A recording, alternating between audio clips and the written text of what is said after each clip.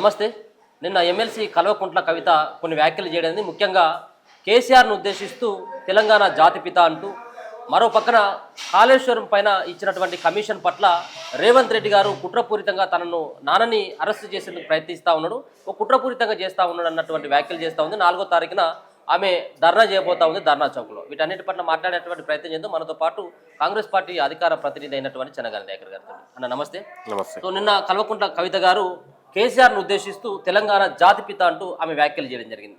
నిజంగా తెలంగాణ సంబంధించినటువంటి రాష్ట్ర సాధనలో కేవలం కేసీఆర్ వల్లనే వచ్చిందా? కేసీఆర్ని జాతిపితగా తెలంగాణ సమాజం అంతా గుర్తించేటువంటి అవకాశం ఉందా? కాంగ్రెస్ పార్టీ ఏ విధంగా చూస్తుంది ఆ వ్యాఖ్యలని? కల్వకుంట్ల కవిత ఇవాళ తన స్థాయిని మర్చిపోయి మాట్లాడుతూ ఉంది. ఇవాళ కుటుంబ తగాదాలలో, ఆస్తి తగాదాలలో ఇవాళ అన్నదమ్ముల మధ్య పంచాయతీని తెలంగాణ పంచాయతీగా మాట్లాడే ప్రయత్నం జరుగుతూ ఉంది. అయ్యా ఒకవైపు కాళేశ్వరం కుంగుబాటు కారకుడై దాదాపు 1,00,000 కోట్ల అవినీతికి పాల్పడినటువంటి మనంగా తెలిసింది. ఇవాళ పీసీ ఘోష్ హైకోర్టు చీఫ్ జస్టిస్గా పనిచేసినటువంటి పీసీ ఘోష్ గారు ఇవాళ విచారణ తేలింది. ఇవాళ కాళేశ్వరం విచారణకు హాజరు కాకుండా ఇవాళ నీ అయ్య చేసిన తప్పిదాలను నువ్వు కప్పిపుచ్చుకునే ప్రయత్నం జరిగితే నీ అయ్య ఏదో పేద స్వాతంత్ర పోరాటం చేసినట్లుగా జాతిపిత మీరే అనుకుంటే కాదు, ప్రజలు అనుకోవాలి. ఇవాళ ప్రజల దృష్టిలో, తెలంగాణ ప్రజల దృష్టిలో మీ అయ్య తాగుబోతులాగా లేకపోతే అవినీతి పరులాగా తాగి ఇవాళ ఫామ్ హౌస్లో పండుకొని కనీసం ప్రజల సమస్యలు ఏ ఒక్కరోజు కూడా మాట్లాడకుండా 10 ఏళ్ల పాటు అధికారం మీ చేతిలో పెడితే కనీసం రాష్ట్ర ప్రజల సమస్యలు ఏ ఒక్కరోజు కూడా పట్టించుకోకుండా కేవలం ఇవాళ కుటుంబ పాలనకే పరిమితమైనటువంటి మీలాంటి వాళ్ళు ఇవాళ జాతిపీతాన్ని సంబోధిస్తూ ఉన్నారు. ఒకవైపు కవిత ఇవాళ తన స్వార్థ ప్రయోజనాలకు మొత్తం కూడా తన అన్నకు ఆధిపత్యం మీద వచ్చి బయటకు వచ్చి ఇవాళ ఒక జాగృతిని పెట్టుకొని ఇక మొదటి నుంచి కవిత అంటేనే కలెక్షన్ కింగ్ లాగా, కవిత అంటేనే ఒక కలెక్షన్ జాగృతి లాగా పెట్టుకొని ఇవాళ అశోక్ నగర్ నుంచి బంజారాయిల్స్ షిఫ్ట్ చేసుకొని బంజారాయిల్స్ అయితే అందరికీ అనుకూలంగా ఉంటుందని చెప్పుకొని ఇవాళ ఈ కలెక్షన్ కింగురాలు ఇవాళ సారరాని లిక్కర్ రాని లాగా ఇవాళ తెలంగాణ జాతిపీతాన్ని లేకపోతే రాష్ట్ర ముఖ్యమంత్రి రేవంత్ రెడ్డి గారి పైన ఇవాళ అనుచితమైన వ్యాఖ్యలు చేసే ప్రయత్నం జరుగుతూ ఉంది. మీకు నిజంగా కవిత గారికి చిత్తశుద్ధి ఉంటే మీ అయ్య చేసిన తప్పిదాలని దగ్గరుండి ఇలా పీసీ ఘోష్ కమిషన్ దగ్గర హాజరుపరిచే ప్రయత్నం చేయండి, జరిగిన తప్పిదాలను ఒప్పుకోండి. నేనుగా చెప్పింది ఇవాళ నేషనల్ డ్యామ్ అథారిటీ చెప్పింది, ఇవాళ మీ నిబంధనలకు విరుద్ధంగా ఇంజనీర్లు చెప్పినా వినుకోకుండా తన ఉన్నటువంటి నిర్ణయాలతో జరిగి దాదాపు అక్కడ ఉన్నటువంటి నిబంధనలకు విరుద్ధంగా కాళేశ్వరం ప్రాజెక్టు కట్టి ఇవాళ తెలంగాణ ప్రజలకు నెత్తిన టోపు పెట్టినటువంటి ఇవాళ మీరు తెలంగాణ ప్రజల గురించి కానీ లేకపోతే ఇంకో దాని గురించి కానీ కాంగ్రెస్ ప్రభుత్వం గురించి మాట్లాడే నైతికత మీరు కోల్పోయారు. ఒకవైపు ముఖ్యమంత్రి కూతురుగా ఉంటూనే ఇవాళ సారా కేసు, లిక్కర్ కేసులో జైలు పోయినటువంటి చరిత్ర మీది.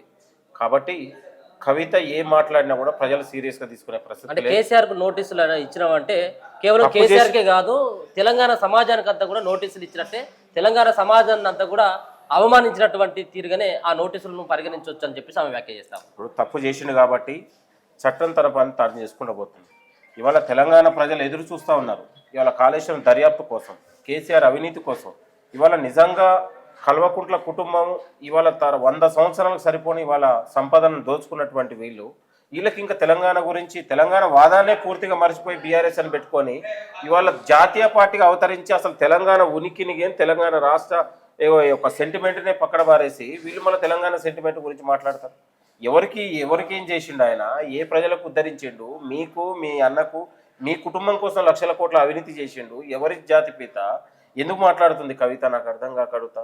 కాళేశ్వరం ప్రాజెక్టు మీదే లేకపోతే భూములలో మీదే 10 ఏళ్ల పాటు తెలంగాణ సంపదను విచ్చలవిడిగా దోచుకున్నటువంటి ఇవాళ ఏదో తెలంగాణ అనే ఒక సెంటిమెంట్ రాజేసి మళ్ళీ ఏదో సింపతి క్రియేట్ చేసే పని జరుగుతూ ఉంది. కవితను అవుట్డేట్ అయిపోయింది. కవిత గురించి మాట్లాడే పరిస్థితి లేదు. ఆమె పెద్దగా ఊహించుకుంది. బీజేపీ, బీఆర్ఎస్ గురించి ఊహిగాలైతే కొత్తగా చెప్తా ఉంది కానీ 11 ఏళ్ళుగా వాళ్ళు రాజకీయ సంసారం చేస్తూనే ఉన్నారు. ఇవాళ 11 ఏళ్ళుగా వాళ్ళు బీజేపీ సెంట్రల్లో ఉన్నటువంటి రైతు నల్ల చట్టాలకు మద్దతు ఇచ్చారు, లేకపోతే వక్ఫ్ బోర్డు తీసుకొచ్చినటువంటి మద్దతు ఇచ్చారు, లేకపోతే అనేక ఉన్నటువంటి ఇవాళ పౌరసత్వం దాని మీద తీసుకొచ్చినటువంటి దానికి కూడా వీరు మద్దతు ఇచ్చారు. బీజేపీ ప్రభుత్వం ఏ చట్టాన్ని తీసుకొస్తే దానికి బీఆర్ఎస్ పార్టీ మడుగులెత్తినటువంటి పరిస్థితి. ఇవాళ గ్రాడ్యుయేట్ ఎన్నికల్లో మద్దతు ఇచ్చారు. గ్రాడ్యుయేట్ ఎన్నికల్లో మద్దతు ఇచ్చినప్పుడు ఎక్కడ పోయింది మరి కవిత?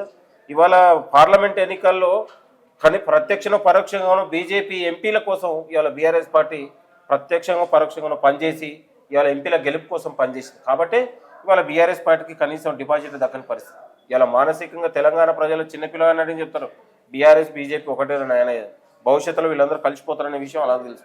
ఏమైనా కొత్త సీసాలో పాత సీసాల లాగా ఏదో ఈ ప్రచారాన్ని ఎవరు నమ్మే పరిస్థితి లేదు. సో ఒక పక్కన బీసీలకు సంబంధించిన అంశంలో నేను మళ్ళా ఉద్యమ బాట పడతాను అని చెప్పేసి పిడికిలు బిగిస్తానని చెప్పేసి మాట్లాడుతూ ఉన్నది. సో ఆమెను నమ్మొచ్చా? బీసీల కోసం ఆమె ఒక రకమైనటువంటి ఉద్యమాన్ని చేపడుతుందని చెప్పేసి అనుకోవచ్చా? బీసీల పట్ల ఇటీవల కవిత మాట్లాడుతున్నటువంటి వ్యాఖ్యలను ఏ విధంగా చూసుకోవచ్చు? అంటే ఒక పక్కన మీరు బీసీల రిజర్వేషన్లకు సంబంధించిన అంశంలో మీరు చట్టసభలో తీర్మానం చేసినప్పటికీ కూడా ఇదంతా కూడా కాలయాపన చేసేందుకు మాత్రమే రేవంత్ రెడ్డి ఈ ఒక కుట్రపూరితంగా చేస్తా ఉన్నాడు, బీసీల మీద ప్రేమతో కాదన్నటువంటి వ్యాఖ్యలు కూడా తను చేస్తా ఉన్నాడు. ఇవాళ నిజంగా కవితకు చిత్తశుద్ధి ఉంటే 10 ఏళ్ళుగా మీ అయ్య ముఖ్యమంత్రి ఉన్నప్పుడు ఏ ఒక్కరోజు బీసీల అంశాన్ని ఎందుకు మాట్లాడలేదు? బీసీలకు ఇదే 23% స్థానిక సంస్థలు ఇచ్చినప్పుడు నీ గొంతు ఎక్కడ పోయింది? నీ మౌనం ఎందుకు ఆ రోజు? ఈరోజు మీ అయ్య అధికారం పోగానే ఈరోజు బీసీల గురించి నీకు ఇవాళ కపట ప్రేమ ఎందుకు? ఇవాళ కాంగ్రెస్ ప్రభుత్వం ఎన్నికల మేనిఫెస్టోలో కామారెడ్డి డిక్లరేషన్లో అన్నందుకు ఒక ఏడాదిలోనే ఇవాళ కులగణన చేసి బీసీలకు 42%, ఇవాళ కేంద్రం ఇవ్వకపోయినా కాంగ్రెస్ పార్టీ ఆధ్వర్యంలో 42% స్థానిక సంస్థలు ఇవ్వాలని నిర్ణయించింది.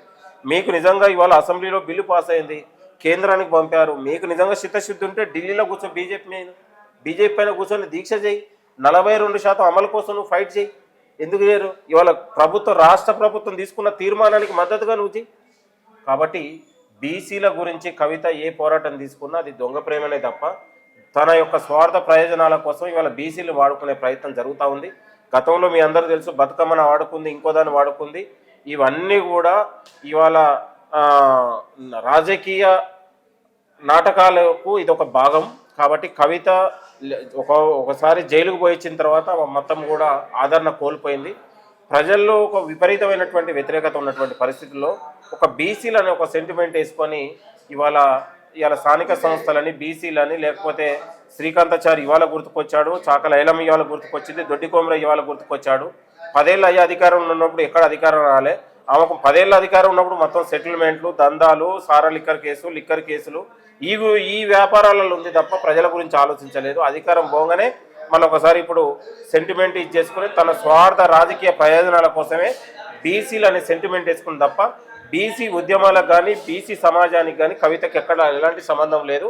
కాబట్టి తెలంగాణ ప్రజలు, ఉద్యమకారులు ఆమెను ఎవరు నమ్మే పరిస్థితి లేదు. ఆమె ఎప్పటికైనా ఏకాకినే కలెక్షన్ రానిగానే ఉంటుంది, లిక్కర్ రానిగానే ఉంటుంది తప్ప తెలంగాణ ప్రజలలో కల్వకుంట్ల కుటుంబానికి ఎప్పుడో బంధం తెగిపోయింది.